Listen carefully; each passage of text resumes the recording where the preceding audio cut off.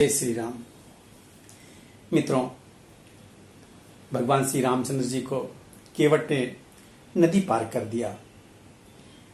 भगवान ने अचल भक्ति का वरदान देकर केवट को विदा किया। इसकी आगे की कथा चलिए देखते हैं।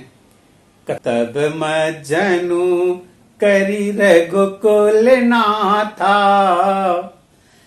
पूजी पार्थिव नाये उमाथा। सिंह सुर सरी कहे वो कर जोरी, मातु मनोरथ पुरब मोरी। फिर रघुकुल के स्वामी श्री रामचंद्र जी ने स्नान करके पार्थिव पूजा की और शिव जी को सिर नवाया। सीता जी ने हाथ जोड़कर गंगा जी से कहा, हे माता, मेरा मनोरथ पूरा कीजिएगा। पति देवर संग कुशल बहोरी, आई करो जेहि पूजा तोरी। सुनि सिय विनय प्रेम रस सानी, भई तब बिमल बारिवर वानी। जिससे मैं पति और देवर के साथ कुशलता पूर्वक लौटकर आने पर तुम्हारी पूजा करूंगी। सीता जी की प्रेम रस में सनी हुई विनती सुनकर तब गंगा जी के निर्मल जल में से श्रेष्ठ वाणी हुई। सुन रघुवीर प्रिय वय देही, तब प्रभाव जग विदित न केही। लोक पे होहि बिलोकत तोरे, तेहि से वही सब सिद्धि कर जोरे। हे रघुवीर की प्रियतमा जानकी, सुनो, तुम्हारा प्रभाव जगत में किसे नहीं मालूम। तुम्हारी कृपा दृष्टि से देखते ही लोग लोकपाल हो जाते हैं। सब सिद्धियां हाथ जोड़े तुम्हारी सेवा करती हैं। तुम जो हम ही बड़ी विनय सुनाई, कृपा कीन मोहि दीन बढ़ाई। तदपि देवी मय देवी सीसा, सफल हो नहीं निज वागीसा। तुमने जो मुझसे इतनी बड़ी विनती सुनाई है, यह तो मुझ पर कृपा की और मुझे बढ़ाई दी है।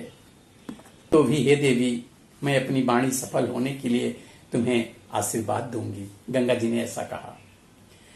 प्राणनाथ देवर सहित कुशल कौशलाई, पूजी सब मन कामना, सुज सुरही जग छाई।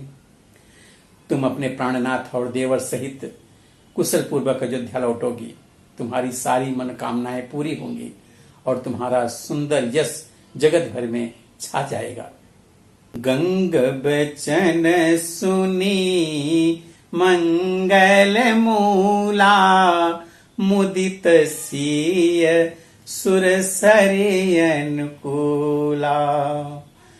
तब प्रभु गुहहि कहे वो घर जाहु, सुनत सुख मुखो भावुर दाहु। मंगल के मूल गंगा जी के वचन सुनकर और देव नदी को अनुकूल देकर सीता जी आनंदित हुई। तब प्रभु श्री रामचंद्र जी ने निषाद राज गुह से कहा कि भैया, अब तुम घर जाओ। यह सुनते ही उसका मुंह सूख गया और हृदय में दाह उत्पन्न हो गया। दीन बचन गुह कह कर जोरी, विनय सुनहु रघु कुल मनि मोरी। नाथ साथ रही पंथु देखाई, कर दीन चारी चरण सेवकाई। गो हाथ जोड़कर दीन वचन बोला, हे रघुकुल शिरोमणि, मेरी विनती सुनिए।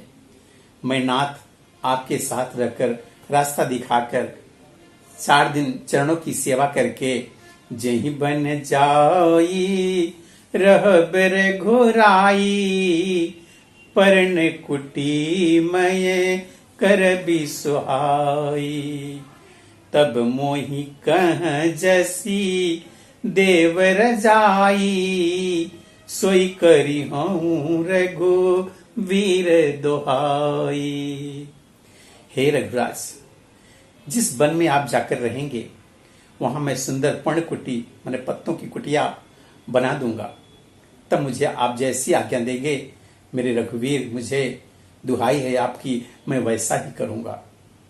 सहज स्नेह राम लखितासु संग लीन गुह हृदय हुलासु पुनि गुह ज्ञाति बोली सब लीन है करी परितोषु विदा तब कीन है।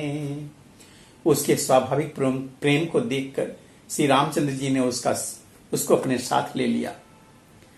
इससे गुह के हृदय में बड़ा आनंद हुआ। फिर गुह निषाद राज ने अपनी जाति के लोगों को बुला लिया और उनका संतोष करा के उन सबको विदा कर दिया। तब गणपति शिव सुमिरी प्रभु नाय सुर शरी माथ सखाय अनुज सिय सहित बन गमन कीन रघुनाथ।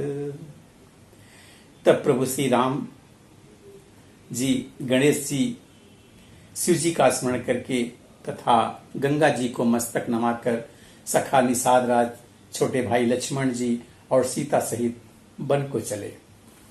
तेहि दिन भयहु बिटप तरवासु लखन सखा सब कीन्ह सुपासु प्रातः काल कृत करि रघुराई तीर्थ राजो दीख प्रभु जाई।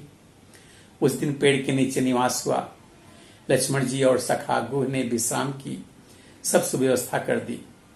प्रभु श्री रामचंद्र जी सवेरे प्रातः काल की सब क्रियाएं करके जाकर तीर्थों के राजा प्रयाग के दर्शन किए। सचिव सत्य श्रद्धा प्रिय नारी माधव सरिस मितु हितकारी चारि पदारथ भरा भंडारू पुण्य प्रदेश देशयति चारू। उस राजा का सत्य मंत्री है, श्रद्धा प्यारी स्त्री है और श्री वेणी माधव जी सरीखे हितकारी मित्र हैं। 4 पदार्थों धर्म अर्थ काम और मोक्ष से भंडार भरा है और वह पुण्यमय प्रांत ही उस राजा का सुंदर देश है। क्षेत्रुअगम गढ़ गाढ़ सुहावा सपने हो नहीं प्रति पछिन पावा सेन सकल तीरथ बरवीरा कलुष यनीक दलन रणधीरा। प्रयाग क्षेत्र ही दुर्गम मजबूत और सुंदर गढ़ किला है जिसको स्वप्न में भी पाप रूपी शत्रु नहीं पा सके। संपूर्ण तीर्थ ही उसके श्रेष्ठ वीर सैनिक हैं जो पाप की सेना को कुचल डालने वाले और बड़े रणधीर हैं। संगमु सिंघा सनु सुठी सोहा छत्रु अक्षय बटो मुनि मन मोहा चंवर जमुनयरो गंग तरंगा देखी होई दुख दारिद भंगा। गंगा यमुना और सरस्वती का संगम ही उसका अत्यंत सुशोभित सिंहासन है। अक्षय वट का जो वृक्ष है वो छत्र है जो मुनियों के मन को भी मोहित कर लेता है। यमुना जी और गंगा जी की तरंगे उसके श्याम और श्वेत चंवर हैं, जिसको देखकर ही दुख और दरिद्रता नष्ट हो जाती है। से वही सुकृति साधु सुचि, पावहि सब मन काम, बंदी वेद पुराण गण, कहीं विमल गुण ग्राम। पुण्यात्मा पवित्र साधु उनकी सेवा करते हैं और सब मनोरथ पाते हैं। वेद और पुराणों के समूह भाट है जो उनके निर्मल गुण गणों का बखान करते रहते हैं। मित्रों, अब आगे की कथा हम अगले वीडियो में देखेंगे। तब तक के लिए जय श्री राम।